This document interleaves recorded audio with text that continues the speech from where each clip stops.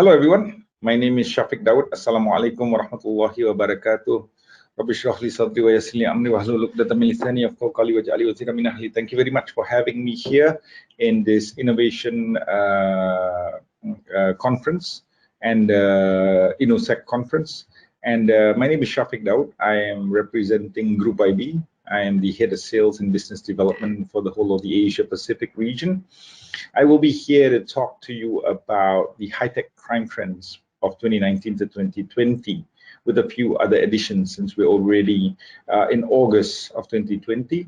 And I'd like to give you an understanding of how these threats impact banking and what are the different patterns that we see pertaining to threat actors in the global community. Now, starting off, I'd like to first off give you a basic understanding of the APTs that we track.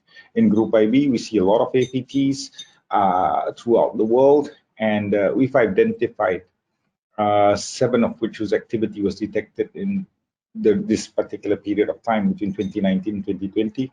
There are about 38 groups in terms of an attacker distribution across 11 source countries. And we see different types of activities with all of these APTs.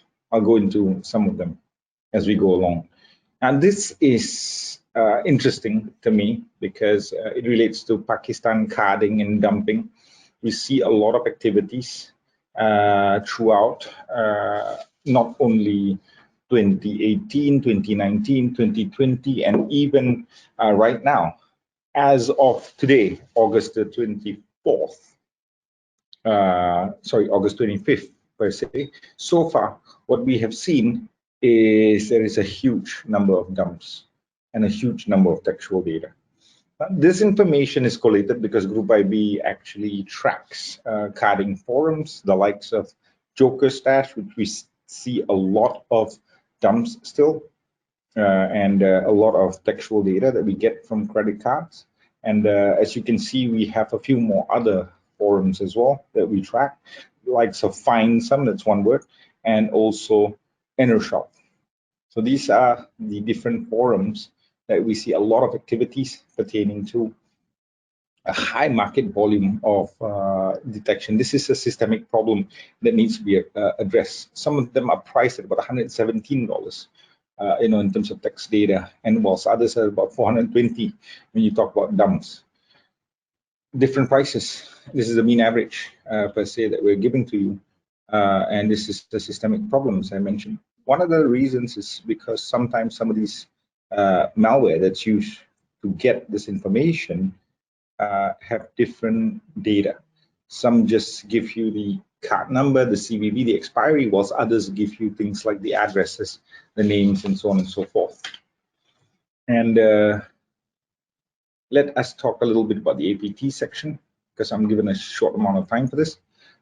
We've been tracking a lot of APTs since 17 years, and we see the likes of a lot of Russian-speaking APTs like Corco, Bulltrap, Lurk, and so on and so forth. Anunak, as you might be familiar with, or some people call it Carbonac, Cobalt. And what's interesting, we saw only recently, not only last year that we see campaigns by Silence through phishing emails, but we see a lot of activity from Lazarus.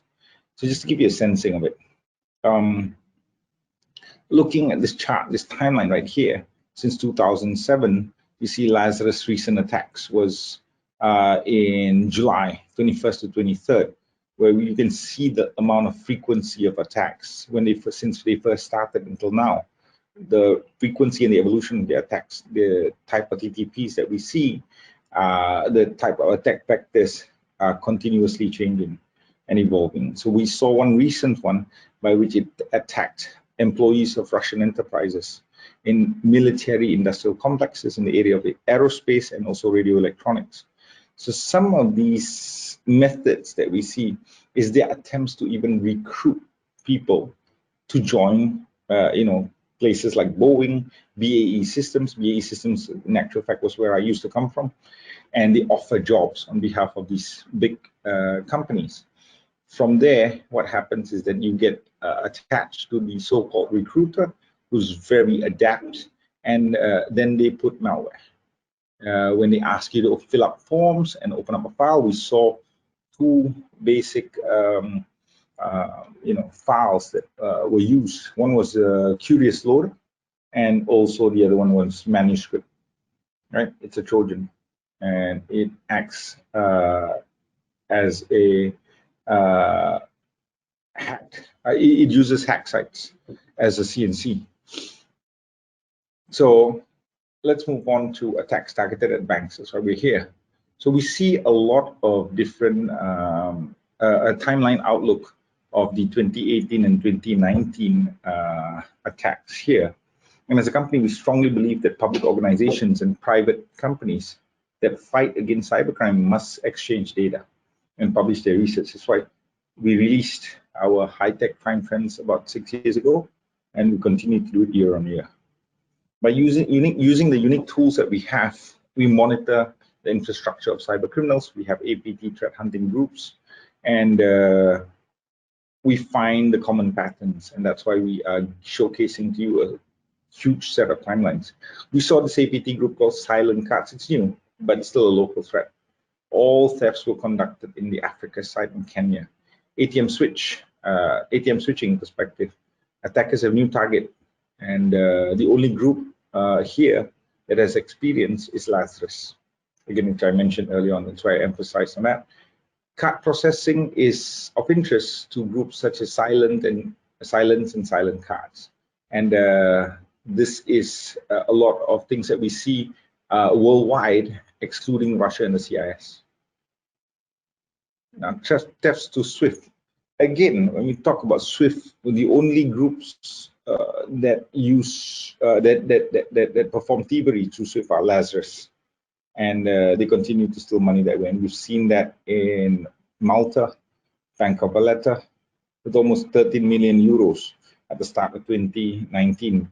Prior to that, we've already seen them attack Punjab National Bank and a few others in Malaysia, in Chile, and in India. ATM switching, though this particular method is not something that is trending to become more and more because it's more difficult these days with CCTVs. We still see that there are countries that have this to be a problem due to code injection onto command line utilities on ATM switches, and this still is becoming an issue.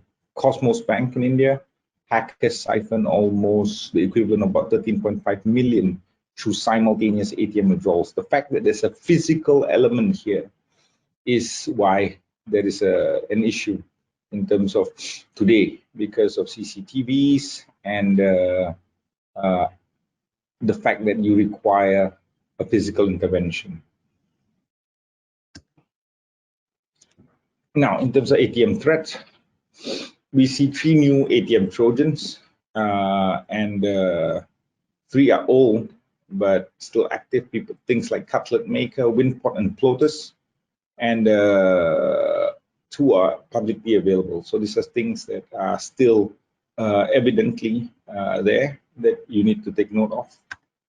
Our forecast would be that TrickBot, which we monitor, would start being used to conduct targeted attacks on banks, and it's true. In the start of the year, we've seen a lot of activity there. Lazarus is still going to continue to evolve. It's going to still be the main author of new techniques, ranging from the use of even threat emulation software like Cobalt Strike. Silent Cards, it's going to just remain as a local threat actor. But on the other hand, other immature hackers could copy their techniques and use it on a more global scale. Sabotage is going to be used by the likes of Silence, Moneytaker, and Cobalt. This is on an APT perspective, our forecast. Now, carding, I mentioned about Pakistan earlier on, but this is the general outlook in terms of a global perspective. Number of cards, the maximum price, and all have gone down because you don't get all the information, such as the name, the address at times, and that's why the price has gone down as well. The average price per card has fallen. 71% are obtained using POS Trojans, and also one of the most growing threats is JS sniffers. We've done a lot of research on JS sniffers, and it is contributing significantly as a threat worldwide. POS threats do continue to have an impact. There's a 46% increase in the number of dumps offered for sale. It's primarily US issued, as you can see, and there were a lot of leaks, about 14 leaks throughout this period of time. One thing funny though was that the Middle East came in top place due to one large-scale attack, presumably again conducted by Lazarus. You got a bunch of old Trojans and new Trojans that are still having a part to play. And we spoke about JS sniffers. We detected Group IB about 38 families, more than the number of banking Trojans for both PC and Android. A lot of the clients are in the US. Now, this is a funny thing, right? You know, you have GS sniffers stealing money from you and stealing data from you as well. But, you know, in terms of a regulatory component, let's take a look at British Airways, who've gotten a $229 million fine for data leaks. So there's a combination of not only credit card data that sometimes gets compromised, but also your own personal data. And this is going to be a big problem for institutions that are bound by things like GDPR compliance, PDPA compliance, like in Singapore, for example. And this is just going to continue to be the bane of everyone. So we need to really ensure our websites are taken care of. There'll be a lot of targeted attacks on banks. ATMs have gotten attention again, as we mentioned earlier on. Card processing is still one of the main ways to monetize access to banking networks in all groups. Lazarus was one of the first to use this method. Payment gateways, you know, we've got a lot of different countries now even making more and more payment gateways. That's the way to go to make a lot of money. This theft is only used by the Cobalt Group. No attempts after 2017. But one thing interesting is that Russia is not the primary mode of place of attack anymore. It's gone global. They are attacking everywhere, from Singapore to Malaysia to Indonesia to Philippines, Vietnam, Thailand, Pakistan, Bangladesh, India, as you can see. In terms of web phishing, there are anti-evasion techniques that are very well known by criminals. And this type of fraud is often used by attackers, as you already know. It's gradually replacing complex attacks using expensive hacking tools, expensive Trojans. And one of the reasons that web phishing attacks are so popular, because it's easy to conduct and they're continuously changing. We analyzed a total of almost 3 million links and 27,000 unique phishing kits over the past year. And these are some of our findings, right? There are anti-evasion techniques, and given more and more companies are using they're providing such services for blocking phishing websites, phishing kit developers try to sell them with anti-evasion techniques, so to speak. And this is getting more and more complicated. Now, in terms of a management system, it's more convenient to control the interface as a competitive advantage. And management systems for banking Trojans to conduct phishing attacks in real time. We see a lot of DNS hijacking. Almost 100,000 routers got hijacked in 1 week in Brazil, primarily. And some of the key targets were banks and also even Netflix.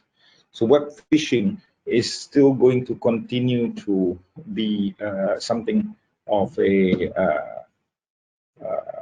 continued evolution that we need to take note of, you know, because there's redirection to actual sites. There's things like geolocation issues, you know, whereby certain websites do not allow certain IPs. There's IP blocking, sometimes even by subnet. So this is something that hackers are continuously finding ways and means to come into the mix. In terms of a PC Trojan perspective, a lot of development have stopped. There's not a single new banking Trojan for PCs. The only country was Brazil, and there was very minimal damage. I do not want to go too deep into this one. Android Trojans, about 15 of them have disappeared, and we see some new ones like Gustav, Cerberus, CometBot, Exobot, Compact, and Basbank. A lot of them have disappeared. In terms of our forecast, we see social engineering is one of the primary theft methods, as you saw Lazarus just now. From DDoS, people are moving to phishing. A lot of remote control be actively used on mobile devices to receive card data or pay for fake services. We've seen that a lot. JS sniffer families continue to evolve. An extinction of Trojans, gone are the 80s. And in terms of standard format for the creating of ATS autofill function for mobile Trojans could appear, and maybe similar to Zeus. This is our prediction and our forecast. And we've been quite right since the last forecast that we've done. There'll be a lot of attacks outside of Russia. There'll be a combination of methods, as you saw from some of the APT groups that employ different exploit kits. There are new groups coming out, and we just released one of them called Red Curve. I'll be more than happy to send any of you the report. And the initial penetration vector is continuously changing. Now phishing has become the main vector, as is. Routers are a point of growth. Wi-Fi in restaurants, with all the work from home kind of issues, Wi-Fi's will become the main method of POS terminal penetration. Forwarding to phishing by manipulating traffic. There'll be a reduction in all areas of damage for bank customers, except for targeted attacks. This is what we see. ATM jackpotting is still going to be relevant. All groups have relevant Trojans in their armory now, and that's why we expect growth in the number of logical attacks here. Banking Trojans will continue to be there, but Android will continue to replace PC Trojans, which are declining. That's about it for me. I hope to be able to answer some of your questions contextually later on in our session. So please do join us in the panel too. And I wish you guys all the best. Thank you very much. Have a blessed day.